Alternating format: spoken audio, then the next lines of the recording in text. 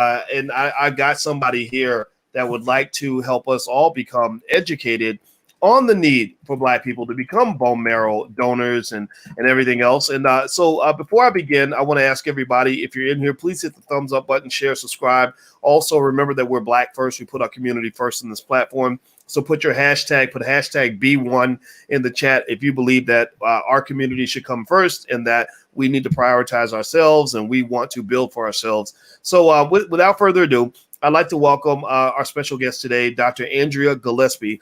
Dr. Gillespie is the head of a group called Angels in Disguise, and they focus on creating awareness that saves lives. That's what I see actually literally right here on the screen. I'm actually going to share the screen so you guys can see the website.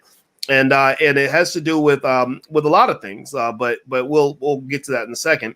But here you can see Angels in Disguise. Their mission is to conduct research and create awareness about the bone marrow registry and the critical need for Blacks, Hispanics, and Native Americans to join the registry and donate bone marrow if matched with a patient in need.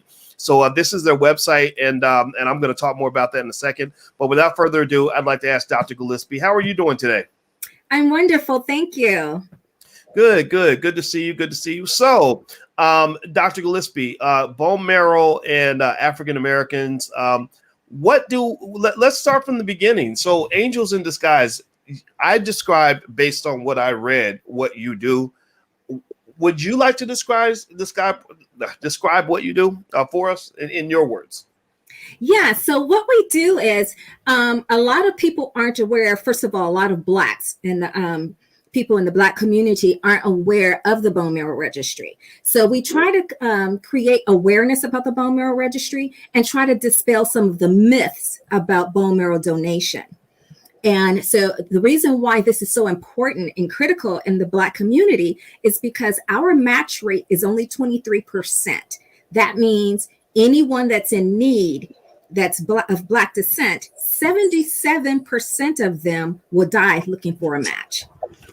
And the reason. Whoa! All right, wait. So 77% of, just so I can restate that to make sure I understand. So you're saying 77% of Black people who need bone marrow die because they can't find a match. Correct. Is that accurate? Oh wow! Correct. Oh, please continue.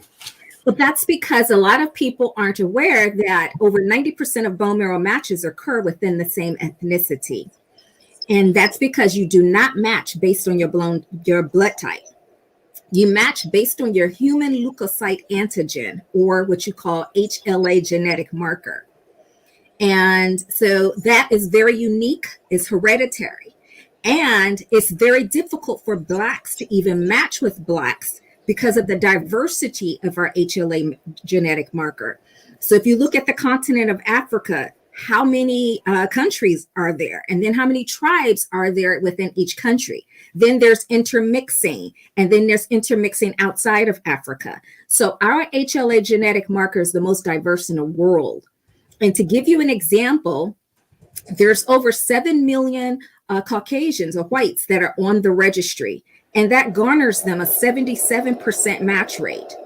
However, for Blacks to meet that same 77%, remember for whites is 7 million, we would need 23 million on the registry just to get to 77%. So it's very important that we get on the bone marrow registry so that we can cure Blacks that have blood-borne cancers, such as non-Hodgkin's lymphoma, leukemias, myelomas. Did you know that a bone marrow transplant actually cures sickle cell anemia? A lot of people aren't aware of that. I did not know that. Yes. How many of you all knew that? Give me a yes or no in the chat if you knew that a bone marrow transplant can cure sickle cell anemia. And also give me a yes or no if or let me know if this is blowing your mind. In the first 3 minutes, I had no idea. I had no idea that it was that deep. So 77% of us who need bone marrow transplants end up dying because they can't find a match.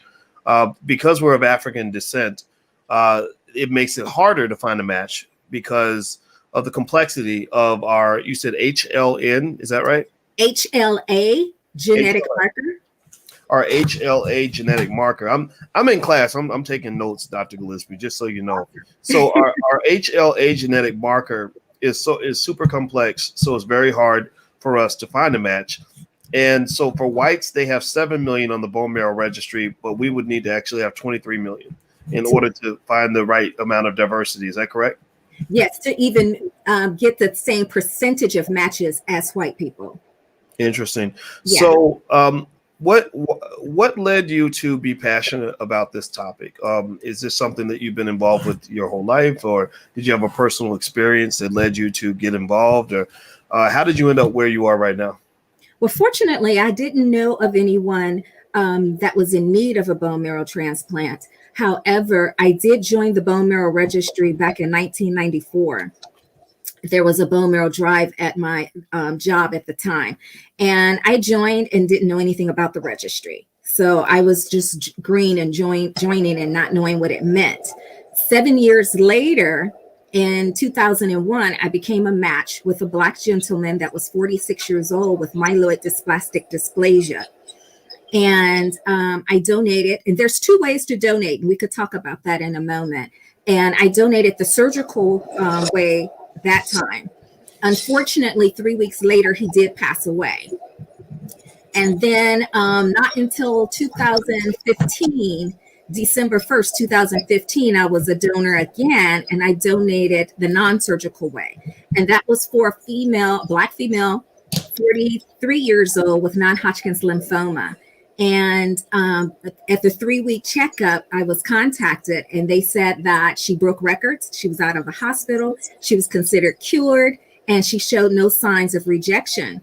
And I just thought, this is something, this has to be my mission. I need to get the word out there because it is an incredible feeling knowing that you literally saved a life. Wow. Everybody who just came in, I'm talking to Dr. Andrea Gillespie from angelsindisguise.org. And her mission in life is to convince us to consider donating bone marrow, because a lot of our people die from not being able to get the bone marrow that they need. And also, if you could, please hit the thumbs up button, share, subscribe button. This is why we have Black media, so we can put ourselves first. And also, we know health is wealth. So this is why we have to talk about health and relationships and all these other issues that relate to wealth. We can't just talk about our economics, which we do on a daily basis. So let me ask you this, Dr. Gillespie. So when it comes to bone marrow, my perception had always been that giving bone marrow was complex and painful. Maybe, I don't know if that's true or not, but I'd be curious to know, how would you respond to me if I said something like that? Well, there's two ways to donate. There is a surgical process and there's a non-surgical process. I've done both. The surgical process is the one I did in 2001. So obviously you are under, so you don't feel anything, but there's no surgical incisions. So it's not like they're slicing you open and just digging in your body or anything like that. So the things that you see on movies and stuff like that, that's a myth. So what they do is they use long needles and they put the needle into your pelvic bone, because that is the bone with the most, is bone marrow rich. And so they put it into your pelvic bone and they aspirate your bone marrow out. They only allow to take out 5%. And it's something that your body regenerates within 3 to 4 weeks. So it's not something that you're going to walk around thinking, well, what if I need my bone marrow? You get your bone marrow back and you're not feeling lethargic or anything like that in the meantime. So once they do that, the process is about 30 to 45 minutes. When you come to, there is a little tenderness and soreness on your back where they went in to get the bone marrow. And not your back, your pelvic bone. And for like 2 days for me, like if I was to drop something on the floor, I would leave it on the floor because obviously you don't want to bend that area. But that was the extent of my discomfort. Now, mind you, also, there's no expense for the donor. The recipient's health insurance pays for everything. Your travel to and from the hospital, your checkups, everything. Mm. The second procedure, the one I did December 1st, 2015, that one is very, very simple. They're doing that procedure over 80% of the time. So more than likely, you would not even experience the surgical procedure. So the non-surgical procedure, a nurse would come to your home, your school, or wherever it is every day for 5 days at the same time to give you a shot. Mm. That shot is called filgrastim, and I'm probably saying it incorrectly. But the purpose of that is, and you might have heard it sometimes on commercials when you hear people that have cancer and they say, hey, they take filgrastim to build up their white blood cells and bone marrow. So basically, that's what you take. It's not chemo or anything like that. You're not going to lose your hair, anything like that. It's only going to make you produce extra stem cells. So then on the day of the process, so for me, it was at Stanford University Cancer Hospital. You get there, they put you in luxury seats. They put movie screens in front of you, and they're all just for you. And I was excited because I was working on my doctorate program and I hadn't seen television in quite some time. So that was exciting. But so they put a needle in one arm and it comes out, your blood comes out in a tube. And they aspirate your blood out. Behind you, they're separating the stem cells from your blood. And your other arm is a needle, and they're giving you back your blood. So there's no waste. You won't feel lightheaded or anything because you don't even donate blood. So it's just the stem cells in the bone marrow.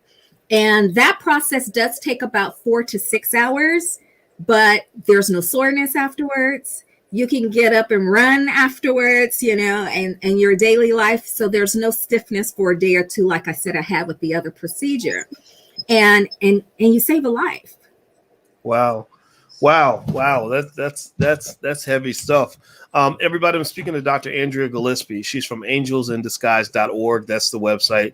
And what she is explaining to us today, and if you got in late, I think you should start at the beginning of this interview so you can listen to the whole thing, talking about the importance of donating bone marrow. And I can tell you what, some of these, these cancers that you talk about, I've lost people in my family to some of them. And so I'm definitely listening very intensely. And everybody, if you could, please hit the thumbs up button, share, and subscribe button. And also on a secondary, unrelated note as well, the Women of Wealth Weekend is coming up this week with Fly Nubian Queen. They got about 21 different experts, all women from all different backgrounds that cover everything related to wealth, from relationships and money to creating side hustles to making money, teaching an online class, etc. A lot of professionals. So if you're interested and you want to take a look, go to womenofwealthweekend.com. It's right there on the screen. So Dr. Gillespie, let me ask you this. When you talk about giving bone marrow, if I give one time, is my bone marrow always available for someone to use forever? And then I've given and I'm done. Or are there people that just sort of give regularly, like maybe once a year to create extra bone marrow for more people? How do people tend to give? Like, what sort of pattern do they have? Okay, so that's a lot of questions there. So first of all, you can't just blindly donate your bone marrow and they store it for later use. It's only viable for about 48 hours. Oh, really? Yes. Interesting. Yeah. So how do I know that they need me? Like, how does that work? They will not contact you until you become a match with someone. And because it's so rare for Blacks to even become a match with Blacks, a lot of people are on the registry that never gets called. And yes, so it's very rare for like me to have been a match with 2 different people. So that's very uncommon. So I felt like, okay, so there must be a message here. I need to spread the word. I need to get this out here. God is trying to tell you something. Go ahead. Yes, it is. So once you get the call, it's not, drop whatever you're doing, run to the hospital type thing. So each time that I was contacted, I did not donate until nearly a year later. And the reason is when the recipient is first diagnosed, the first thing that they do is to go out and see if they can find a match if comes to that, because before you do the bone marrow transplantation or even think of that, they first exhaust all other means. So they go through chemo and radiation and whatever tests and things that they want to try. They do that first. And then they look at bone marrow transplantation. So that's another importance of why we need to be on the registry, is because once that person is at the point of needing bone marrow, that is their last life-saving effort that's available to them. Okay. So, yeah, so it's very critical. And it's not just because our HLA genetic marker is so diverse that matches are so difficult. It's also because we're not on the registry. Interesting. Yeah. Okay, I like this, right? I mean, I want to paraphrase it to make sure I understand it, so it hopefully helps everyone watching to understand. So you're not telling people like go to the hospital right now and get the procedure right now. You're saying just put your name on the list so that if you're needed, you'll step up and save a life, right? So it's not like I'm saying, go ahead and, I'm going to go through this procedure and maybe they'll need my marrow, maybe they won't. You're saying get on the list, and then if someone's dying and you are a match, which it sounds like the likelihood is pretty low, but if you are a match, you get the opportunity to save someone's life. Is that correct? That is correct. And once you, I didn't finish that process. So once they do contact you and say, yes, we're ready for you, you still don't just drop everything and run to the hospital. There's a process. So there's a few medical checkups that you have to go through to make sure that you're healthy. So they draw your blood, they test for everything. So I look at it as the best 1-year annual physical checkup ever. Yeah. They x-ray you, they do everything, because they're not just interested in your bone marrow to save this person's life. They want to make sure that you're okay as well. And so they're not just harvesting it and saying, we don't care what your outcomes are. And so after you do all of that, it could take about another 2 weeks and before you actually do the procedure. And also to join, when you say, call in and give your name, it's a little more than that. It's not difficult, but it's a little more. For example, this is, can you see that?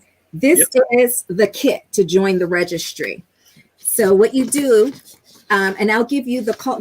There's a text to join, and then you can get this kit in the mail. So remind me to please tell you the text to join information. So this is what you get in the mail. And inside of it is 2 cheek swabs. It's a little bright. It's hard to see. Okay. So what you do is you take 1 cheek swab. You swab it only on one side of your cheek for 10 seconds. Then you place it here under the sticky. And then you take the second one and you do the same thing. And you do it on the other cheek for 10 seconds. And then once you do that, and also, I'm sorry, there are some questions that you must answer too, like what is your contact information in case you do become a match, and the contact information for 1 or 2 other people in case you move and you forgot to change your address and update your stuff with the registry. So but once you get this and you finish with the cheek swabs, you put it in the return addressed envelope and just drop it in the mail. Okay. For your call. Okay. So to summarize, we're talking about how to position ourselves to be considered so we can save a life of someone in our community only if they need us after they've exhausted every available option. And we are literally protecting that we're the guardians between life and death. We're the guardians between, the life you live and going to heaven. Then what we can do is we can text the number, which you'll give us that information in a second, right? Okay. Yes. And then I will get a kit. And when I get my kit, because I say I'm using possessive language now, because I'm definitely gonna do this. And just so you all know, I didn't know Dr. Gillespie before this interview. She, it wasn't like I wasn't interested in what she had to say, but I like to hear things. And, I encourage you guys to be critical thinkers. And I want you to do things after you've processed it, not because somebody told you. But I've heard you. So once I do the text, I'm going to get my kit. I'm going to swab the inside of my mouth a couple times, mail it back, and then I will be in the registry, and I will, almost like the National Guard, be there to ready to serve in the event that that rare case, it sounds like, that someone matches with me and they need my bone marrow, which would give me the opportunity to save someone's life. Did I say that correctly? You sure did.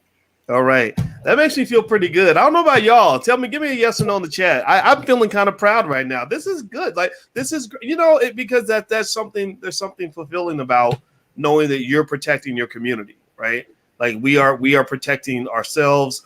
And I don't know if you ever been here before, watched any stuff we do here at Dr. Gillespie, but we're very big on doing for self and Black strength and wealth and protection and Black family and protecting Black women and women protecting the men and all of us protecting the children. And so I feel like this fits into that, right? Because we know how important our health is.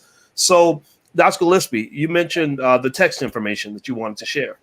Yes. So if you want to join, all you have to do is text the word "stand up." Do not put don't put a space in between stand and up. So just one word, stand up. Text it to 61474.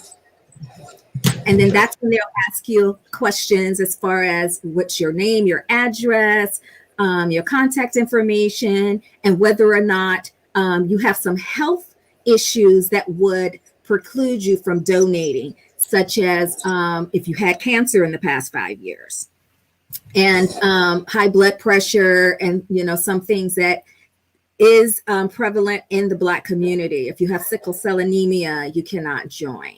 But it will ask you all of those questions. Once you finish that, it'll send you the kit in the mail, and you just complete it and send it back. Now, I must say, you can join and donate if you're between the ages of 18 and then you age out at 61. You can join for free up until the age of 45. Once you're 45, they will charge you $100 to join. And that's just to offset processing your kit and your HLA genetic marker. The $100 is a tax write-off as well. All right. And it's not my company that's doing that. That is the Bone Marrow Registry. All right. Well, you know what? This is really interesting, and I should make sure I say your name. People are asking your name. This is Dr. Andrea Gillespie, or Indria. I'm sorry, Dr. Indria Gillespie. She's from angelsindisguise.org. And Dr. Gillespie, is there any special way that people can actually reach out directly to you or to your organization? Just go to the website, or is there another way that you prefer? You can do both. Either way, you can go to the website. There's a contact button on there, or you can email me directly. And by the way, my name is Indiria. It's a typo. Indiria. I'm so sorry. I apologize. That's okay. It's a typo on my birth certificate. Oh, so, really? Are you kidding me? Yes. Wow. That's crazy. Yes. So my email address, it's long because my name is long. It's angels-in-disguise.org, or simply go to the website if that's too much for you. All right. Well, everybody, if you could take a second and please give a digital thank you and a digital round of applause to Dr. Gillespie for her excellent work. That's the website right there on the screen. You let her know that you appreciate what she's doing by saving lives and doing this important work. Also, here's the text. If you want to join the registry, to make yourself available in the event that somebody matches with you and they need bone marrow to stay alive, that's how you can text to get on the list. And once you send the text, the word stand up, no space in between, to 61474, you will receive the kit. that will get you onto the bone marrow registry. It's important that our people do it because we have very complex. She mentioned, see, I told you I was taking notes. Our HLA genetic marker is very complex because Black people are special, and we are God made us in a real special soup. So our HLA genetic marker is complex, which means we need more donors to save more lives. And so there we go. So that's what it is. Quick question I want to ask you, Dr. Gillespie. Your organization, is this a group that you run, or are you part of the team, or like how do you raise money? Can people make donations and stuff like that? Please. Okay, tell me more. I am the founder of Angels in Disguise. So I was inspired after my second donation. I had saved a life. So it is a nonprofit organization. So whatever donations you make, they are tax deductible. You can go on the website. There's a donate button on there. You can donate using PayPal or credit card. Also, there are some marketing collateral on there, some T-shirts and mugs. You can purchase T-shirts and things of that nature, and that'll help us also as far as giving us some program income so that we can get the word out there more. Also, before we move on, there was something else I would like to say, just to let you know how difficult it is for Blacks to become a match. So because we're underrepresented on the registry, if you think about it, there's 13% of Blacks that represent the population in the United States. However, we represent less than 7% of the population on the registry. So there's a huge disparity there. And then if you add that diversity of the HLA genetic marker, that's what makes our number so low. Where our match rates is 23%. And the nearest ethnicity to us, because we're the lowest of any ethnicity, is our Hispanics at 46%. So they're double our numbers, even though their numbers aren't great. They're double our numbers. And Native Americans have a 57% match rate. Wow. This is really interesting. I'm appreciative of our mutual friend Shantae Pruitt for making this arrangement, because I didn't know. I mean, she reached out and mentioned that I should invite you in for an interview, and I was glad to do it because I think the world of Shantae. But now that you've actually educated all of us, and I'm really happy you did that. So thank you. And by the way, I just went to your website as you were speaking. I just made a donation. So if you go to Angels, it's something that I'm really persuaded by. So the website is right there on the screen, angelsindisguise.org. If you would like to support. You guys know the importance of us supporting our own institutions, our own organizations, our own businesses, and because freedom ain't free. If you want to be free, you got to pay your bills. So let's support people that are doing good work in the community. So I want to say thank you so much, Dr. Dr. Indira. I appreciate all your time. Thank you so much. Thank you. Thanks for having me. Yes. And so everybody give Dr. Gillespie a digital thank you, digital round of applause as you hit the thumbs up button, share button, and subscribe button on your way out. And don't forget also that this weekend we have the Women of Wealth Weekend event that's happening. It's going to be really good. In fact, Dr. Gillespie, I should show you the site because you're going to be impressed. This is Lene Javette is actually running this, and they've gathered all these Black women experts in all areas of wealth and economics. And so here is, you see so many women, it's over 20 women with all different backgrounds, from Cassandra Cummings with Stocks and Stilettos, Constance Carter, who owns the largest Black real estate firm in California, Vicky Dillard, who's just world famous, and Jade Arundel, who's an amazing activist, and Simone Kissan, who's in the cannabis industry, Cheyenne Muhammad, the wealth doula. We've got insurance corporate, Dr. Nicole Price, Charlene Boyd. So a lot of great women. Even my fiance is participating, Dr. Alicia. She's a full professor of social work and a couples counselor. So they're doing a session on financial lovemaking. So this is what it is. The womenofwealthweekend.com. I won't be there because Black women are speaking. And when Black women are speaking, I know when to shut up.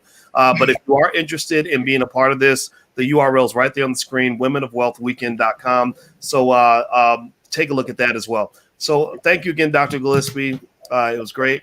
And you guys take care and have a great day. And we will see you soon. Bye-bye. Thank you. Bye-bye.